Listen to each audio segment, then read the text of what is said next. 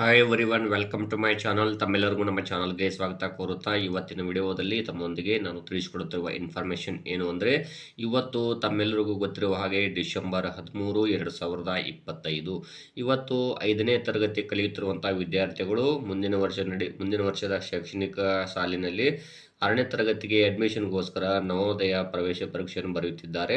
ಹೀಗಾಗಿ ತಮ್ಮ ಎಲ್ಲರಿಗೂ ಕೂಡ ಅಂದರೆ ನವೋದಯ ಪ್ರವೇಶ ಪರೀಕ್ಷೆ ಬರೆಯುತ್ತಿರುವ ಎಲ್ಲ ವಿದ್ಯಾರ್ಥಿಗಳಿಗೂ ನನ್ನ ಕಡೆಯಿಂದ ನಾನು ಆಲ್ ದಿ ಬೆಸ್ಟನ್ನು ಹೇಳ್ತಾ ಇದ್ದೀನಿ.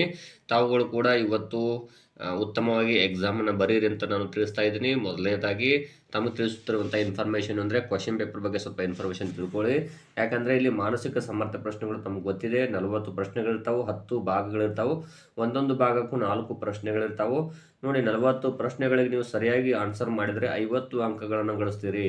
ಅದೇ ರೀತಿಯಾಗಿ ಗಣಿತದಲ್ಲಿ 20 ಪ್ರಶ್ನೆಗಳು 25 ಅಂಕಗಳು, ಭಾಷಾ ಪರೀಕ್ಷೆಯಲ್ಲಿ 20 ಪ್ರಶ್ನೆಗಳು 25 ಅಂಕಗಳು, ಈ ರೀತಿ 80 ಪ್ರಶ್ನೆಗಳಿಗೆ 100 ಅಂಕಗಳಿರ್ತಾವೆ. ಸಮಯವನ್ನು ತಾವು ಗಮನಿಸಬೇಕು, 2 ಗಂಟೆ ಮಾತ್ರ. ಹಾಗಾಗಿ ತಾವುಗಳು ಏನು ಮಾಡಿ, ಆದಷ್ಟು ಬೇಗನೆ ಇಲ್ಲಿ ಏನು ತಮಗೆ ಪ್ರಶ್ನೆ ಪತ್ರಿಕೆ OMR ಕೊಡ್ತಾರೆ, ಮೊದಲಿಗೆ ತಾವು ಮಾನಸಿಕ ಸಾಮರ್ಥ್ಯದ ಪ್ರಶ್ನೆಗಳಿಗೆ ಉತ್ತರಿಸಿರಿ. ಈ ಬಗ್ಗೆ ನಾನು ಸಾಕಷ್ಟು ವಿಡಿಯೋಗಳು ತಿಳಿಸಿರುತ್ತೇನೆ. ನೀವು 40ಕ್ಕೆ 40 ಮಾರ್ಕ್ಸ್ ತೊಗೊಂಡ್ರೆ ಇಲ್ಲಿ 40ಕ್ಕೆ 40 ಪ್ರಶ್ನೆಗಳಿಗೆ ನೀವು ಆನ್ಸರ್ ಮಾಡಿದ್ದೆ ಅದರಲ್ಲಿ ಸರಿಯಾಗಿ 50 ಅಂಕಗಳು ಮೊದಲಿಗೆ. ನೆಕ್ಸ್ಟ್ ನೀವು ಏನು ಮಾಡಿರಿ, ಭಾಷಾ ಪರೀಕ್ಷೆಗೆ ಅಲ್ಲಿ ತಾವು ಶೇಡಿಂಗನ್ನು ಮಾಡಿರಿ, ಪ್ರಶ್ನೆಗಳಿಗೆ ಉತ್ತರಿಸಿರಿ. ನೋಡಿ, ಅದಕ್ಕೆ 25 ಅಂಕಗಳು, ಒಟ್ಟು 75 ಅಂಕಗಳಲ್ಲಿ ಪಡ್ಕೊಂಡಂಗೆ ನೀವು ನೆಕ್ಸ್ಟ್ ಲಾಸ್ಟಿಗೆ ನೀವು ಗಣಿತ ಪರೀಕ್ಷೆಗೆ ಪ್ರಾರಂಭ ಮಾಡಿರಿ. ಯಾಕಂದರೆ ಇಲ್ಲಿ ಗಣಿತದ ಪ್ರಶ್ನೆಗಳಿಗೆ ನೋಡ್ಬೋದು ಕೇವಲ 30 ನಿಮಿಷ ಕೊಟ್ಟಿದ್ದಾರೆ. ನಾನು ನಿಮಗೆ ಹೇಳ್ತಾ ಇದ್ದೀನಿ, ಒಂದೇ ಒಂದು ಪ್ರಶ್ನೆ ಬಿಡಿಸ್ಲಿಕ್ಕೆ ಕನಿಷ್ಠ 10ರಿಂದ 15 ನಿಮಿಷ ಬೇಕು ಗಣಿತದ ಕ್ವಶನ್ಗಳಿಗೆ. ಅಷ್ಟು ಏನಪ್ಪ ಕ್ಲಿಷ್ಟತೆಯಲ್ಲಿರ್ತಾವೆ.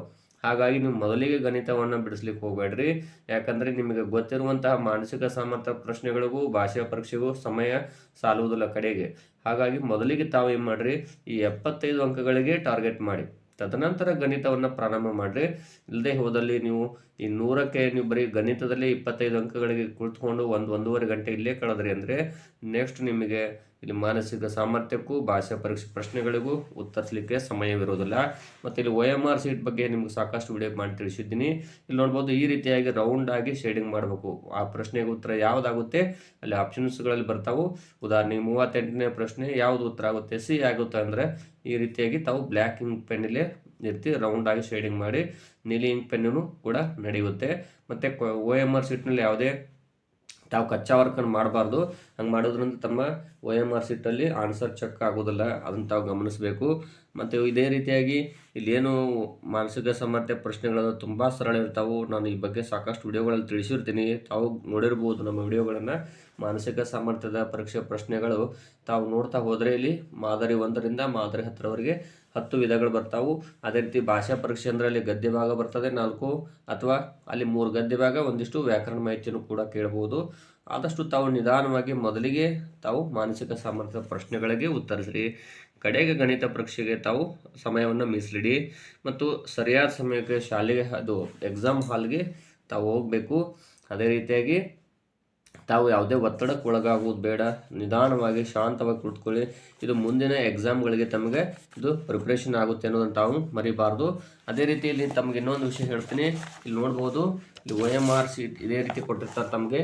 ನಾನು ಮೊನ್ನೆನೂ ಕೂಡ ಹೇಳಿದ್ದೀನಿ, ತಾವು ನೀಟಾಗಿ ಯಾವ ಪ್ರಶ್ನೆಗೆ ಯಾವುದು ಉತ್ತರ ಆಗುತ್ತೆ ಅನ್ನೋದನ್ನು ನೀಟಾಗಿ ಅಲ್ಲಿ ಶೇಡಿಂಗನ್ನು ಮಾಡಿ, ಮತ್ತು ಸೀಸ್ ಪೆನ್ಸಿಲನ್ನು ಬಳಸಬೇಡ್ರಿ. ತಾಳ್ಮೆಯಿಂದ ನಿಧಾನವಾಗಿ ಉತ್ತರಗಳನ್ನು ಬರೀರಿ. ಮತ್ತು ಇದು ನಿಮಗೆ ಮುಂದಿನ ಎಕ್ಸಾಮ್ಗಳಿಗೆ ಇದು ಪ್ರಿಪ್ರೇಷನ್ ಆಗುತ್ತೆ ಅನ್ನೋದನ್ನು ತಾವು ಮರಿಬಾರ್ದು. ಯಾಕಂದರೆ ಮುಂದೆ ಬರುವಂತಹ ಸ್ಪರ್ಧಾತ್ಮಕ ಪರೀಕ್ಷೆಗಳಿಗೆ ಇದು ಒಂದು ಬುನಾದಿ ಅಂತ ಹೇಳ್ತಾ ಇದ್ದೀನಿ. ಮತ್ತು ಇಲ್ಲಿ ಎಕ್ಸಾಮ್ನಲ್ಲಿ ಕ್ವಶನ್ ಪೇಪರ್ಗಳನ್ನು ಕೊಟ್ಟಿರ್ತಾರೆ. ತಮ್ಮ ಅಕ್ಕಪಕ್ಕದಲ್ಲಿ ಯಾವುದಾದ್ರು ವಿದ್ಯಾರ್ಥಿಗಳು ಬಂದಾರಂತೇಳಿ ಅವ್ರನ್ನ ಕೇಳಿ ಎಕ್ಸಾಮ್ನಲ್ಲಿ ಆನ್ಸರ್ಗಳನ್ನು ಬರಿಬೇಡಿ. ಯಾಕಂದರೆ ಪ್ರತಿಯೊಬ್ಬರಿಗೂ ಕೂಡ ವರ್ಷನ್ ಕೋಡ್ ಬೇರೆ ಬೇರೆ ಇರ್ತಾವೆ. ವರ್ಷನ್ ಕೋಡ್ ಅಂದರೆ ಏನು ಅಂತ ಹೇಳ್ತೀನಿ, ಇಲ್ಲಿದೆ ನೋಡಿ. ಪಠ್ಯಪುಸ್ತಕ ಸಂಕೇತ A ಅಂತಿದೆ ಅಂದರೆ ಒಬ್ಬ ವಿದ್ಯಾರ್ಥಿಗೆ ಎ ವರ್ಷನ್ ಕೋಡ್ ಇರ್ತದೆ, ಅಂದರೆ ಆತನ ಪ್ರಶ್ನೆಗಳೇ ಬೇರೆ ಇರ್ತಾವೆ. ಮತ್ತು ಇಲ್ಲಿ B ವರ್ಷನ್ ಕೋಡ್ ಇದ್ದವ್ರದ್ದು ಕ್ವಶನ್ಸೇ ಬೇರೆ ಇರ್ತಾವೆ, C ವರ್ಷನ್ ಇದ್ದವ್ರದ್ದು ಬೇರೆ ಇರ್ತಾವೆ. ಅಂದರೆ ನಿಮಗೆ ಒಂದೇ ಪ್ರಶ್ನೆ ಗದ್ಯ ಭಾಗ ಇದ್ದರೆ ಅವ್ರಿಗೆ ಮೆಂಟಲ್ ಎಬಿಲಿಟಿ ಇರ್ತದೆ, ಇನ್ನೊಬ್ಬರಿಗೆ ಗಣಿತ ಪ್ರಶ್ನೆಗಳಿರ್ತಾವೆ. ನೀವು ಅಲ್ಲಿ ಯಾರಾದರೂ ಕೇಳಿ ಬರ್ತೀರಿ ಅಂದರೆ ಅದು ಅಂತೂ ಅಸಾಧ್ಯ. ಒಂದು ವೇಳೆ ಅಂತಹ ಪ್ರಯತ್ನವೂ ಮಾಡಬೇಡಿ. ಯಾಕಂದರೆ ಎಲ್ಲ ಪ್ರಶ್ನೆಗಳು ಬೇರೆಯೇ ಇರ್ತಾವೆ ಇಲ್ಲಿ, ಮತ್ತು ಯಾವುದೋ ಪ್ರಶ್ನೆಗೆ ಯಾವುದೋ ಉತ್ತರವನ್ನು ಹಾಕುವಂಥ ಚಾನ್ಸಸ್ ಇರುತ್ತೆ. ಹಾಗಾಗಿ ನಿಮಗೆ ಎಷ್ಟು ಉತ್ತರಗಳು ಗೊತ್ತು ಅಷ್ಟಕ್ಕೆ ಮಾತ್ರ ಉತ್ತರಿಸಿ. ಅಂತ ಹೇಳ್ತಾ ಇದ್ದೀನಿ. ಇಲ್ಲಿ ಕೊಡುವಂತಹ ಗದ್ಯ ಭಾಗಗಳಾಗಿರ್ಬೋದು ಅಥವಾ ಪ್ಯಾರಾಗ್ರಾಫ್ಗಳಾಗಿರ್ಬೋದು ಎಲ್ಲವೂ ಕೂಡ ಈಸಿಯಾಗಿ ಇರ್ತಾವೆ. ತಾವುಗಳು ಇಲ್ಲಿ ಗಮನಿಸ್ಬೋದು. ನೋಡಿ, ಇಲ್ಲಿ ಸರಳವಾದಂತಹ ಪ್ರಶ್ನೆಗಳೇ ಇರ್ತಾವೆ. ಮೊದಲಿಗೆ ತಾವು ಗದ್ಯ ಭಾಗವನ್ನು ಚೆನ್ನಾಗಿ ಓದ್ಕೊರಿ. ಯಾಕಂದರೆ ಗದ್ಯ ಭಾಗ ಹೇಗಿರುತ್ತೆ ಅಂದರೆ ಅನ್ವಯಿಕ ಪ್ರಶ್ನೆಗಳು ಅಥವಾ ತಮ್ಮ ಇಲ್ಲಿ ಜ್ಞಾನ ಜೊತೆಗೆ ಅಲ್ಲಿ ಅವುಗಳನ್ನು ಅನ್ವಯ ಮಾಡ್ಕೊಂಡು ಬರೀಬೇಕಾಗ್ತದೆ. 4 ಆಪ್ಷನ್ಸ್ಗಳೇ ಮೇನ್ ಇರ್ತದೆ. ಅಲ್ಲಿ ತಾವು ನಿಧಾನವಾಗಿ ಉತ್ತರಿಸಬೇಕು. ಸ್ವಲ್ಪ ಕೂಡ ಅವಸರ ಮಾಡಬಾರ್ದು. ಆದರೆ ಸಮಯ ಮಾತ್ರ ಇರುವುದು 2 ಗಂಟೆ. ಅದನ್ನು ತಾವು ಮನಸ್ಸಿನಲ್ಲಿ ಇಟ್ಕೋಬೇಕು. ಮತ್ತು ಇಲ್ಲಿ ಎಕ್ಸಾಮ್ ಹಾಲ್ಗೆ ಬೇಗನೆ ಹೋಗಬೇಕು.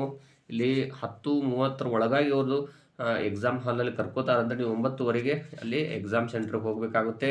ನಂಬರ್ಗಳನ್ನು ಚೆಕ್ ಮಾಡ್ಕೋಬೇಕು. ಯಾವ ಹಾಲ್ನಲ್ಲಿ ತಮ್ಮ ಎಕ್ಸಾಮ್ ತಮ್ಮ ರೋಲ್ ನಂಬರ್ ಇದೆ ಅನ್ನೋದನ್ನು ನೋಡ್ಕೋಬೇಕಾಗುತ್ತೆ. ಅದನ್ನು ತಾವು ಮರಿಬಾರ್ದು. ಮತ್ತು ಕೊಟ್ಟಿರುವಂಥ ಪ್ರಶ್ನೆಗಳು ಗಣಿತದಲ್ಲಿ ಕೂಡ ಹೇಗಿರ್ತಾವೆ ಅಂದರೆ ಇವು ಅನ್ವಯನೇ ಇರ್ತಾವೆ. ಆದರೆ ಪ್ರಶ್ನೆಗಳಿಗೆ ಇಲ್ಲಿ ಅವು ಹೆಂಗೆ ಅಂದರೆ ನೇರವಾಗಿ ಉತ್ತರ ಕೇಳುವಂಥ ಪ್ರಶ್ನೆಗಳು ಬಹಳ ಕಡಿಮೆ. ಅಲ್ಲಿ ಬಹಳ ಅನ್ವಯ ಮಾಡಿ ಕೇಳ್ತಾರೆ. ತಾವು ನಿಧಾನವಾಗಿ ಉತ್ತರಿಸಬೇಕು.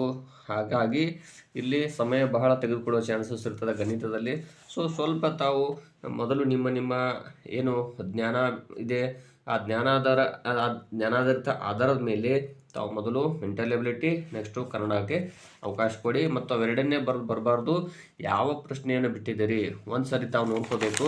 ತಮಗೆ ತಿಳಿಸೋದಾದರೆ ಇಲ್ಲಿ ನೋಡ್ಬೋದು, ಇದು OMR ಆನ್ಸರ್ ಶೀಟ್, ಇದು ಮಾದರಿದು. ತಾವೇನು ಮಾಡಬೇಕಾಗುತ್ತೆ, ನೋಡ್ತಾ ಹೋಗಬೇಕು. ಕಡೆಗೆ 1ನೇ ಪ್ರಶ್ನೆಗೆ ಹಾಕಿದ್ದೀನಿ, 2ನೇ ಪ್ರಶ್ನೆ ಆನ್ಸರ್ ಆಗಿದೆ ಇಲ್ವೋ, 3ನೇದು ಆಗಿದೆಯೋ ಇಲ್ವೋ ಅಂದರೆ ಎಲ್ಲ ಮುಗಿದ್ಮೇಲೆ ಇನ್ನೊಂದು ಸರಿ ತಾವು ಚೆಕ್ ಮಾಡ್ಕೋಬೇಕು ಯಾವುದಾದ್ರೂ ಬಿಟ್ಟಿದ್ದೀನಾ ಅಂತ. ಆವಾಗ ಏನಾಗ್ತದೆ, ನಿಮ್ಗೆ ಏನಾದರೂ ಬಿಟ್ಟಿದ್ರೆ ಮತ್ತೆ ನೋಡ್ಕೊಳ್ಳಿಕ್ಕೆ ಬರುತ್ತೆ. ಮತ್ತು ಈ 80ಕ್ಕೆ 80 ತಾವು OMRನಲ್ಲಿ ಶೇಡಿಂಗನ್ನು ಮಾಡಲೇಬೇಕು. ಒಂದು ಪ್ರಶ್ನೆನೂ ಬಿಡುವ ಹಾಗಿಲ್ಲ. ಬಿಟ್ಟರೆ ನಿಮ್ಮದು ಆನ್ಸರಲ್ಲಿ ನಿಮ್ಮ ಪೇಪರೇ ಚೆಕ್ ಆಗೋದಿಲ್ಲ. ಯಾಕಂದರೆ ಸಂಪೂರ್ಣವಾಗಿ ಅವ್ರು ಹೇಳಿದ್ದಾರೆ ಎಲ್ಲ ಪ್ರಶ್ನೆಗಳಿಗೂ ಉತ್ತರಿಸಬೇಕು ಅಂತ ಹೇಳಿದ್ದಾರೆ. ಯಾಕಂದರೆ ಎಕ್ಸಾಮ್ನಲ್ಲಿ ಬಹಳಷ್ಟು ವಿದ್ಯಾರ್ಥಿಗಳು ಎಕ್ಸಾಮ್ ಬರೀತಾರೆ. ನೋಡಿ, ಒಟ್ಟಾರೆಯಾಗಿ ನಾನು ಹೇಳಿದಾಗೆ ತಾವು ಈ ಎಲ್ಲ ಮಾಹಿತಿಯನ್ನು ಗಮನಿಸಿಕೊಂಡು ಆದಷ್ಟು ಚೆನ್ನಾಗಿ ಎಕ್ಸಾಮನ್ನು ಬರೀರಿ. ಇದು ನಿಮಗೆ ಮೊದಲ ಸ್ಟೆಪ್, ಸಕ್ಸಸ್ಗೆ ಮೊದಲ ಸ್ಟೆಪ್ ಆಗಿರುತ್ತೆ. ತಾವುಗಳು ತಾಳ್ಮೆಯಿಂದ ಉತ್ತರಿಸಿ ಆದಷ್ಟು ತಾವು ಮೆಂಟಲ್ ಎಬಿಲಿಟಿ ಕನ್ನಡ ವಿಷಯಕ್ಕೆ ಮೊದಲ ಆದ್ಯತೆ ಕೊಟ್ಟು ಗಣಿತ ವಿಷಯವನ್ನು ಲಾಸ್ಟಿಗೆ ಬಿಡಿಸ್ರಿ. ಮತ್ತು ಯಾವುದೇ ಪ್ರಶ್ನೆಯನ್ನು ಬಿಟ್ಟು ಬರದೆ ಉತ್ತಮವಾಗಿ ಬರೀರಿ. ಅಕ್ಕಪಕ್ಕದಲ್ಲಿದ್ದವರು ಯಾವುದೇ ಸಹಾಯವನ್ನು ಪಡಿಬೇಡಿ. ಯಾಕಂದರೆ ಕ್ವಶನ್ ಪೇಪರ್ಗಳು ಚೇಂಜ್ ಆಗಿರ್ತಾವೆ, ಸೀರಿಯಲ್ ನಂಬರ್ಗಳು ಚೇಂಜ್ ಆಗಿರ್ತಾವೆ. ಆದಷ್ಟು ತಾಳ್ಮೆಯಿಂದ ಉತ್ತರಿಸ್ರಿ ಅಂತ ಹೇಳ್ತಾ ಇದ್ದೀನಿ.